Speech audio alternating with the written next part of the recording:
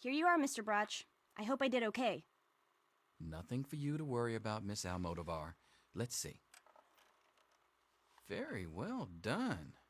Looks like it's the supervisory track for you. Thanks. See you tomorrow. Hey, this is Jeff, and welcome back to Fallout 3 Pacifism and More. Last time, we modded our way around being forced to kill the birthday roach, and while you can definitely finish the tutorial without killing anything from that point onward, there's one more missed opportunity. Not sure if it's a bug or a design decision, but I want to address it before we escape from the vault. I took the GOAT exam and set my tag skills off screen after the end of the last episode, since you'll see what I picked at the vault door. And I ignored Amata being harassed by the tunnel snakes on the way to the classroom. I'll talk about the meta reason once we're outside, but the role-playing reason is that Luce thinks they might be right about her. As we just heard, if you wait around until after the GOAT to hear your classmates' results, Mr. Broch tells her she's been selected for administration. And sure, later events will prove she actually deserves it, but at this point, Luce suspects Amata might be getting preferential treatment because she's the Overseer's daughter. So while she wouldn't take an active part in bullying, she wouldn't feel compelled to put herself at risk to stop it either. Anyway, once we leave the classroom, the game skips forward 3 more years to the final part of the tutorial. Wake up! Come on, wake up! I'm not going to be around to hold your hand forever. Come on! You've got to wake up! What's wrong, Amata? You've got to get out of here. Your dad is gone, and my father's men are looking for you. My father's men think Jonas helped your dad escape. They caught him and brought him to my dad's office, and they... Oh my God. So they killed Jonas and I'm next? Is that it? Yeah, it's lucky I got here ahead of them, but we can't stand here talking. You've got to get out of here. You're the Overseer's daughter. Can't you fix this? Not this time.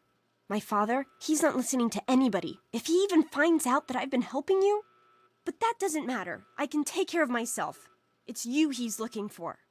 Listen, there's a secret tunnel that leads directly from my father's office to the exit. You'll have to hack the computer in his office to open it. Trust me, security doesn't know about the tunnel. Just my father, and me. Maybe this pistol I stole from my father will make you feel better. Go ahead, take it. And then let's get out of here. On one hand, it might seem like there's no reason for a pacifist to take a gun.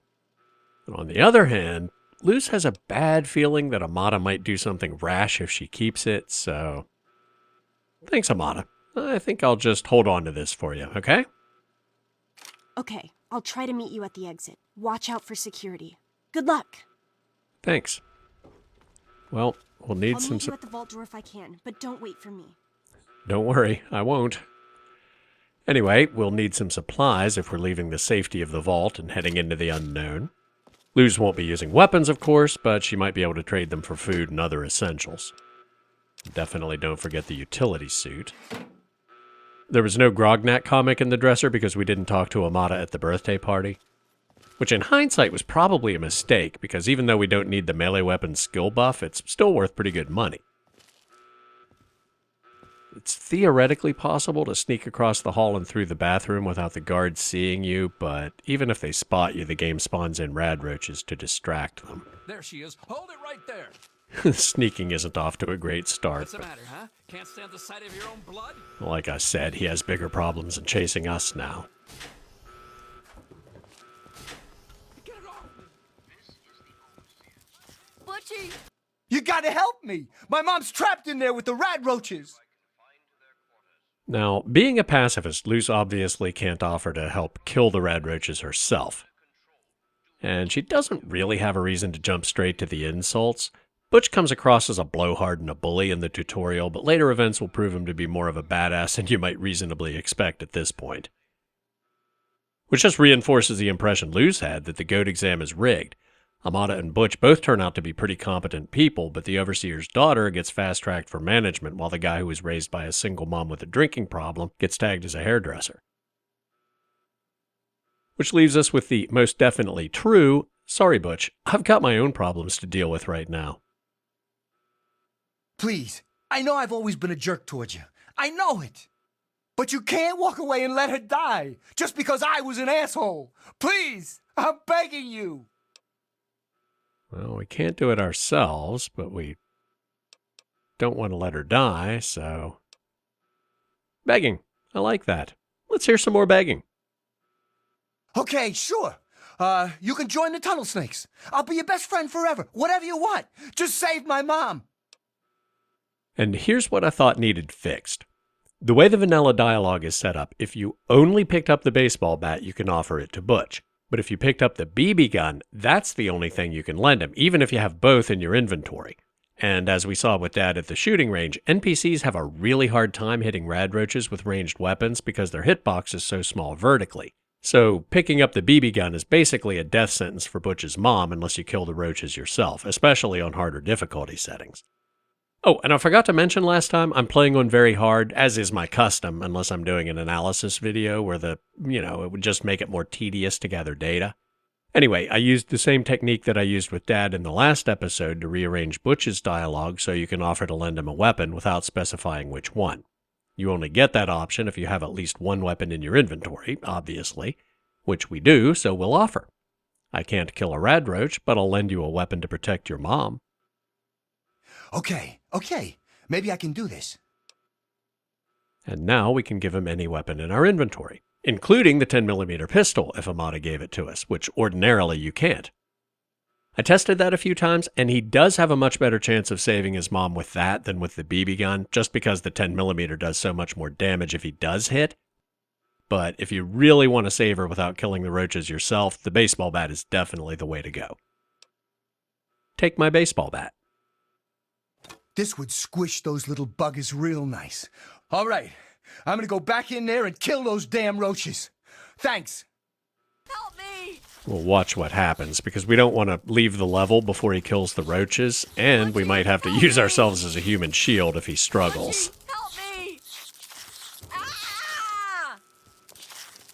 Butchie, help me! What's happening? Yeah, he's doing fine. Ah! Stop it! We did it! My mom's gonna be okay! You're the best friend I've ever had, man! Hey, I know it isn't much, but I want you to have my tunnel snake's jacket. Go ahead, take it. That's why I didn't want to leave before the roaches were dead. He gives us his tunnel snake outfit, which is a pretty big upgrade from our basic vault suit, and gives back the baseball bat, which Luce will never use, but it's worth money, and we need money in the wasteland. Put the tunnel snake outfit on right now. And just to confirm, if you missed a message on the screen, he did give us back the baseball bat. And speaking of money, Ellen's vodka is worth quite a bit.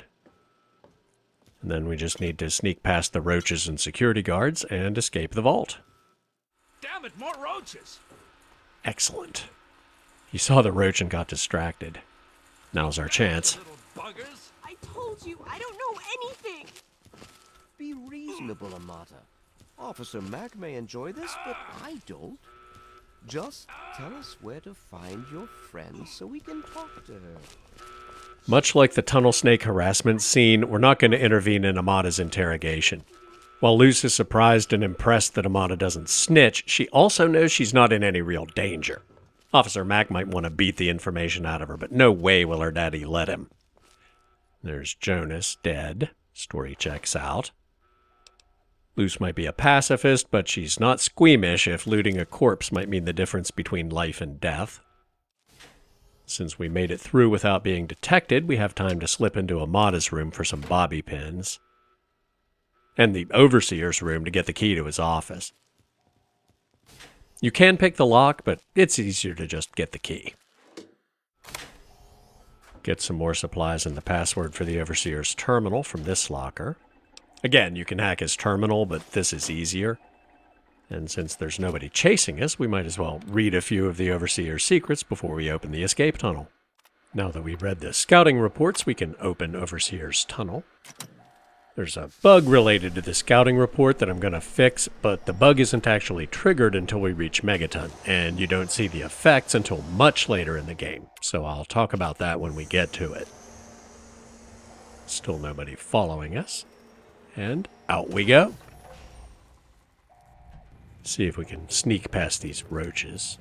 Detected, but it's not aggroed. Oh, yes it is. Never mind. Gun it. Roaches can't open doors, so we'll be fine after we leave the tunnel. Assuming there aren't more in here, we're still in danger. Don't see anything on the compass. Open the secret door. We'll seek it from the other side. Switch makes it kind of obvious from that side. Which is an interesting touch you might not even notice, because this is the first time a new character ever sees the entrance area. But it explains why only the Overseer knows about it.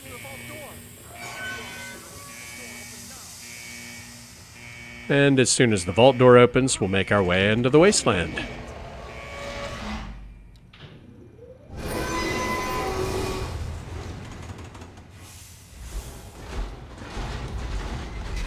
Looks like Amata's okay. Good luck. Bye. It's kind of amusing that I imagined Luz to be quite the social butterfly, but she's only talked to a grand total of, what, 3 people in the whole tutorial? Well, probably 4 or 5, but we've avoided 99% of the conversations we could have had. Hopefully that's going to be the story of her life. When she wants to talk to people, she's good at it, but when she wants to avoid them, she's really good at it. I said I'd show you the tag skills I picked on the way out, so here they are. Sneak and speech are obvious, since we'll be avoiding or talking our way out of trouble whenever possible. Explosives might seem like a head-scratcher, since it mainly determines how good you are with grenades and mines, and we won't be using either, but there's a skill check we need to pass in the near future that requires explosives 25. And the extra 3 points aren't wasted, because it needs to be 30 to disarm grenade bouquet traps. And yes, they usually have an activator like a tripwire or pressure plate you can disarm with no skill check, but the bouquets themselves have physics, so even if the activator's disarmed, the grenades can still go off if something shakes them loose, like a nearby explosion or an enemy running into them. Or an ally. Or me. More than once I've cut a tripwire and then bumped my head on the grenades and blown myself up anyway. But I'm satisfied with the way Luz is set up, so we'll exit Vault 101.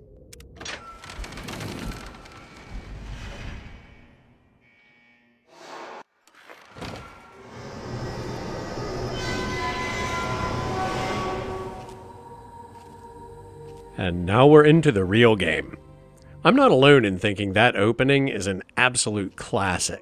You've spent your whole life in this clean, orderly, artificially lit bunker. You come out into this blinding light like you've never imagined, and then you see this immense, devastated wasteland.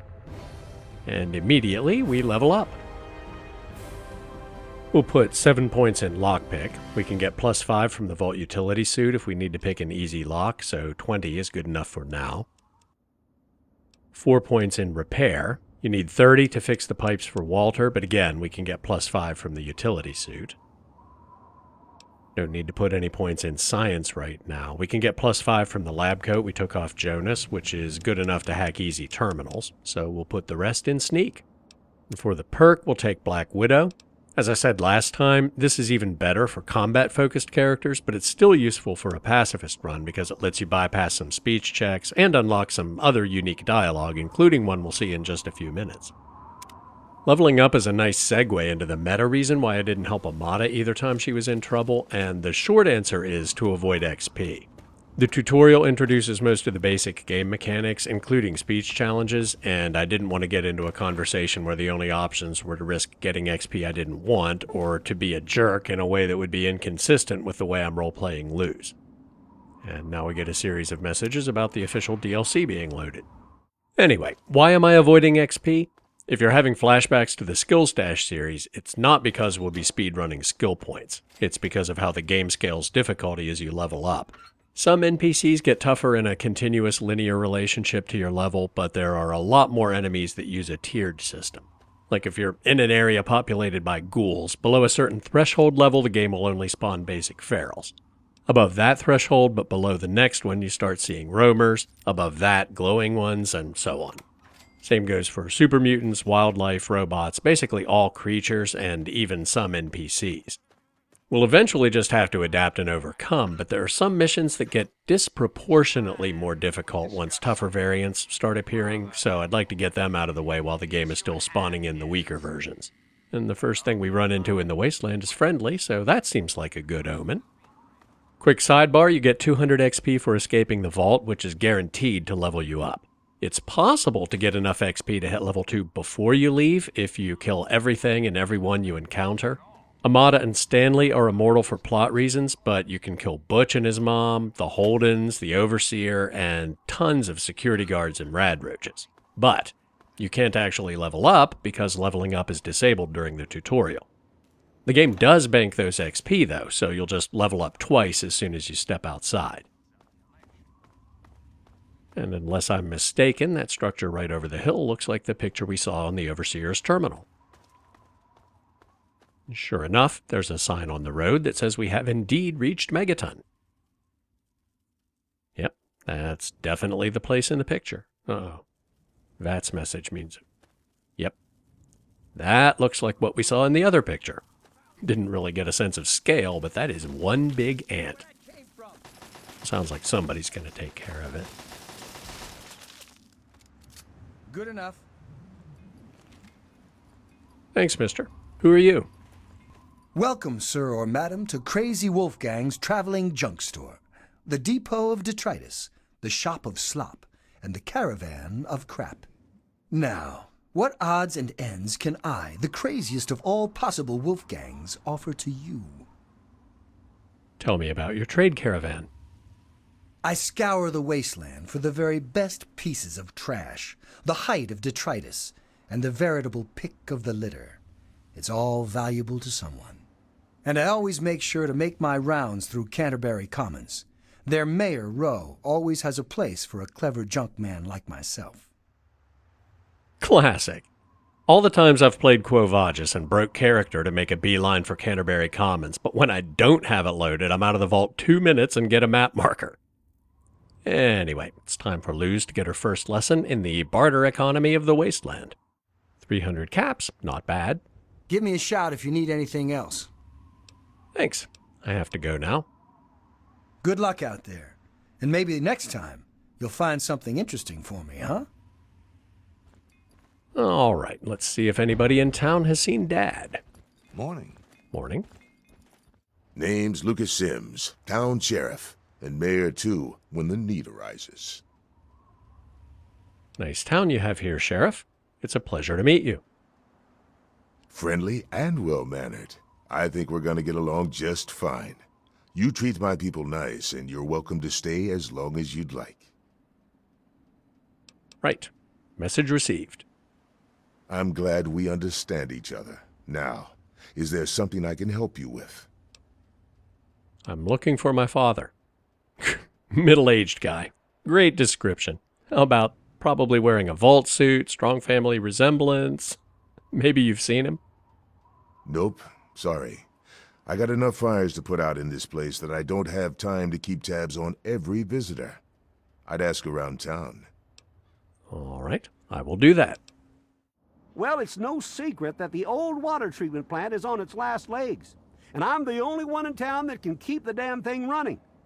I spend so much time up in the plant that I can't take care of the leaks that keep springing up in the pipes around town. Now, I don't expect much from strangers, but if you've got the know-how, I need someone to hunt down and repair those leaks. Fixing the water system should convince the locals that Luz has good intentions. Changing clothes in broad daylight on the roof of a building overlooking the town square can't hurt either. With the utility suit on, our repair skill is just good enough to do the repairs. And there are 2 more pipes to fix. The pipes are all fixed. Well, I'll be. The pressure's up in the plant. It looks like all the leaks have been fixed. Thank you, stranger. Thank you. I don't need to stop at the general store since I already sold everything I wanted to sell to Wolfgang. So let's take Walter's advice and talk to Moriarty. I can't imagine there'll be anything happening in a saloon that might distract us from our main objective of finding Dad.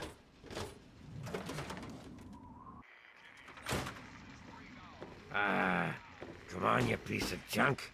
Every day it's the same damn thing. I told you, Gob, it ain't the radio. The Enclave station comes in fine. It's Galaxy News. Their signal's been shit lately. Why? Good to see you. Don't you work? Come on. Son of a bitch. A traveler, eh? Goddamn radio. Yes, I am. Talk to you in a minute. Saw this other guy waving first. My. just when I'd all but given up hope. My dear girl, I am very happy to make your acquaintance. I am Mr. Burke. The undetonated atomic bomb for which this town is named is still very much alive. All it needs is a little motivation. I have in my possession a fusion pulse charge. Once rigged to the bomb, it will be detonated by you at a secure location. Easy money, my friend. This is the Black Widow option I mentioned a few minutes ago. If you disarm the bomb without killing Burke, he'll hire hitmen to get revenge for thwarting his plans, and they can spawn in random places all over the map. We don't want that. But we can't kill him, and if we report him to the sheriff, Burke will win the ensuing gunfight unless we help, which we can't do either. But never underestimate the power of flirting. I have a proposition of my own. Would you like to hear it, Mr. Burke? Color me intrigued. Go on.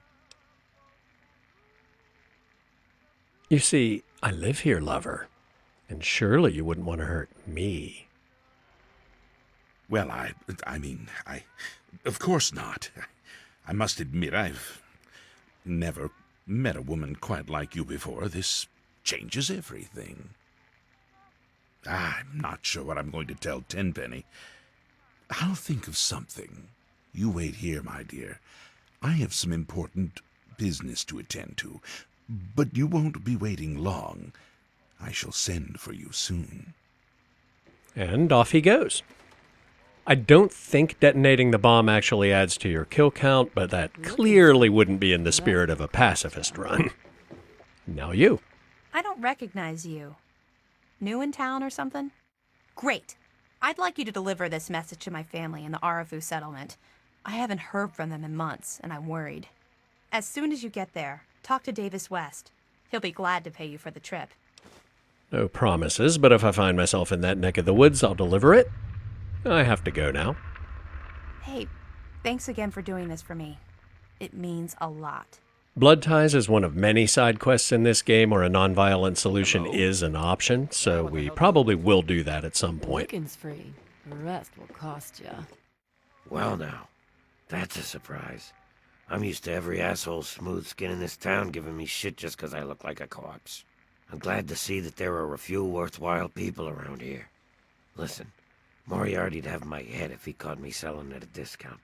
But for you, I'll risk it. I don't need anything right now, but I am looking for my father. He's middle-aged, and there can't be many guys like that around. Oh yeah, I do remember a guy like that. Honestly, I usually keep my head down. I tend to get smacked around if I look customers in the eyes. But talk to Moriarty, he'll know more. Cobb, please, if you know anything about my father, you need to tell me. Sorry, Smoothskin. I can't take the risk. Moriarty will beat the shit out of me for even talking to you. Oh, well. Hell of a day, isn't it? Oh, you don't know the half of it, Billy. All right, let's talk to Moriarty. What's all this about Galaxy News Radio? Galaxy News Radio is some loudmouth radio station located in the ruins of D.C. Three Dog, the king of that loony bin, keeps yapping about fighting some good fight or something. A bunch of crap. But I suppose if you wanted to know what was going on in the wasteland, that's the place to go. Me, I could care less. You seem like a nice kid, so I'm going to be straight with you. Your dad was here, and now he's not. And yes, I know where he went. But what you're asking me for is information, and information is a commodity. If you don't have the caps to pay for the information, then maybe you could do a little favor for me. This junky bitch named Silver borrowed quite a few caps from me. Claimed she could start funneling Jet and Psycho to me for a good price. Problem is, she scrammed with the loot and set herself up in Springvale so she can inject herself into a stupor. Get the caps she owes me, and they're yours. Yours to pay me with, anyway. Moriarty's not as clever as he thinks because he already let the cat out of the bag about GNR being the place to go for information about what's happening in the wasteland. We don't have a map marker, but we know from the scene with Gob that signal strength is proportional to distance from the transmitter, so we could theoretically triangulate with our Pip-Boy radio. We'll probably end up having to talk to Silver, but right now we have a more urgent concern. Interesting. I actually don't know what happens if you tell Lucas about Burke after you get rid of him with the Black Widow perk. I'm going to drop a save and find out. Be right back. I met a man named Burke. He said he'd pay me to rig the bomb to explode. He said what? Oh, I never did like the look of him. What if he asks someone else to explode the bomb? You should do something. He's long gone by now, but I swear, if he steps within a mile of Megaton, he's a fucking dead man. Well, now I know. Don't you think someone should disarm that thing? I don't trust any of the locals to tinker with it. Besides, most people don't even realize it's still a threat. And hell, Cromwell and those crazies from the Church of Adam, they worship the damn thing. Why? Do you think you got the know-how to disarm it? For good? Maybe. I know a bit about explosives. I can certainly give it a shot. Oh, all right. Fine. But listen here. Just take a look at it first. Go easy. If you get the job done, there'll be 100 caps in it for you. Demolition expertise doesn't come cheap. I have expenses. How about 500 caps? Not an option, I'm afraid. We aren't exactly rolling in cash down here. Well, nothing ventured, nothing gained. 100 caps is better than nothing. I'll take a look at it. Great. Go ahead and see what you can do. Just be careful. I know I said I was avoiding XP, but I'm not going to be as obsessive about it as I was in the Skill Stash series, and I am going to disarm the bomb for a couple of reasons. First, as previously discussed, no killing means no dead enemies to loot, so we can't afford to turn down easy chances to make money, like fixing the pipes for Walter or doing this. Second, our carry capacity is pathetic, so I want a place to stash situational gear that I'd normally just carry with me all the time if my strength was higher, like the Vault Utility Suit and the lab coat. I'll be damned. You did it, didn't you? You disarmed that thing. Here's your reward. Hell, why don't you move in? Could use someone like you. Got an empty place here you can use. Here's the key indeed. It ain't much to look at, but talk with Moira. She's got random odds and ends you might be able to spruce the place up with. Thank you. I have to go now. Later. And we level up. After failing 2 speech challenges in a row, it's tempting to put a few points into speech, but that's just not as urgent as getting our sneak skill up as quickly as possible. I'm putting it all into sneak. And for the perk, I never take the perks that just add skill points because you already get enough between leveling up and reading books, so that seems like a waste. And I explicitly do not want bonus XP right now, so Swift Learner is out. I did say last time when we were setting up our special attributes that we'd eventually need to bump up perception by at least 1 and maybe more, so no time like the present. Perception. And done. Now let's go check out our new house. Robot butler. Cool. Stand for my bobblehead collection. My collection of 1 so far. Well, it's a bit sparse, but it's better than sleeping outside with the water beggars. I really can't afford to splurge on furniture right now, but we might as well go have a chat with this Moira person Lucas mentioned. However, the bug related to the Overseer's terminal is triggered when you talk to Moira about the Wasteland Survival Guide, and I haven't actually fixed it yet. So this seems like a good place to save and show you the changes I made so you don't accidentally doom Butch's mom by picking up the BB gun, and we can talk about the bug with the Overseer's terminal and Moira next time. If you're not interested in technical stuff, make sure you like the video before you bail out, and if you are, here it comes. As I mentioned earlier, the changes to Butch's dialogue work the same way as the changes we made to Dad's dialogue last time. I overrode his existing CG04 Butch B2 topic with the more general I'll lend you a weapon prompt, conditional on actually having at least 1 weapon in your inventory, which presents up to 3 choices of which weapon you offer him. As you'd expect, those choices are 3 new topics, each conditional on having a specific weapon, with scripts that remove that weapon from the player's inventory, add it to Butch's inventory, and set the quest stage, which is already set up in the vanilla game so he runs off to attack the Roaches. Things only got tricky after he killed the Roaches. The greeting in CG04 when he thanks you for helping save his mom has a result script end that gives you the tunnel snake outfit and returns the weapon you loaned him, if any. Which is fine, except you can't loan him the 10mm pistol in the vanilla game, so there's no code to return it. We don't want to create a potential conflict with other mods that change things in CG04, so we shouldn't add code to the script here. It might seem like the obvious answer is to override this line in the APAM dialogue quest like we did with his other dialogue, but that's where we run into a problem. Notice that the conditions for this particular greeting are, we've talked to Butch, quest stage 30 is complete, meaning the Roaches are dead, and his mom is alive.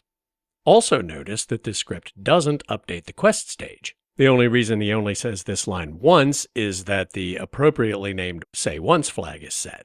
Otherwise, he'd keep repeating it and spawning infinite tunnel snake outfits every time we try to talk to him until we break into the Overseer's office and the quest stage finally changes. See where this is heading?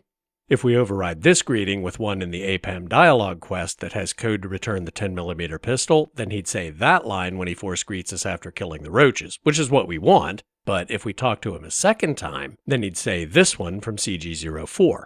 If we talk to him a third time, then he'd finally revert to the thanks again line that he's supposed to say if you talk to him after he gives you the tunnel snake outfit. So how do we fix that? Conceptually, we need a way outside the dialogue to trigger a script that removes the gun from Butch and gives it back to the player. There are several ways we could do that, but I decided the best option was to create a new quest and attach the script to that. And here it is, APAM Pistol Returner. It doesn't have any dialogue or quest stages, all it has is the script, which will only run if and when this quest is active. Back over in APAM Dialogue, in the topic where we give Butch the pistol, APAM Butch B2C, that result script starts the Pistol Returner quest, which starts the Pistol Returner script, and it'll keep running until the quest stops. It's all invisible to the player because there aren't any quest stages or objectives that would show up on screen or in the Pip-Boy. If we look at the quest script, you can see it checks if quest stage 30 is complete, again, meaning the Roaches are dead. If so, it checks if the player has a tunnel snake outfit.